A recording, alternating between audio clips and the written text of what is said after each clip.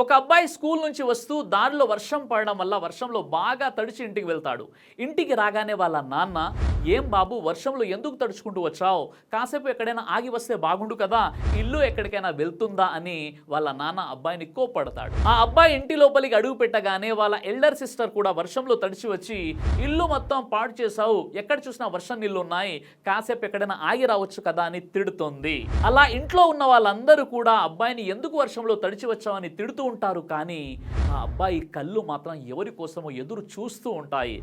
ఇంతలోనే వాళ్ళ అమ్మ ఒక టవల్ తీసుకొని పరిగెడుతూ వచ్చి ఆ అబ్బాయి యొక్క తల తుడుస్తూ, "ఈ వర్షం ఇప్పుడే పడాలా? కొద్దిసేపు తర్వాత పడితే ఏమవుతుంది? మా అబ్బాయి తడవకుండా ఇంటికి వచ్చేవాడు కదా" ఈ విధంగా అంటుంది. ఇంట్లో అందరూ ఈ అబ్బాయిని తిడితే తల్లి మాత్రం వర్షం ఇప్పుడే పడాలని వర్షంపై కోపం చేసుకుంటుంది.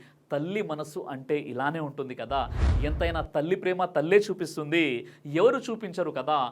అమ్మాయి తనకు నచ్చినట్లు ఉంటేనే మనల్ని ప్రేమిస్తుంది, కానీ అమ్మ మనం ఎలా ఉన్నా మనల్ని ప్రేమిస్తుంది.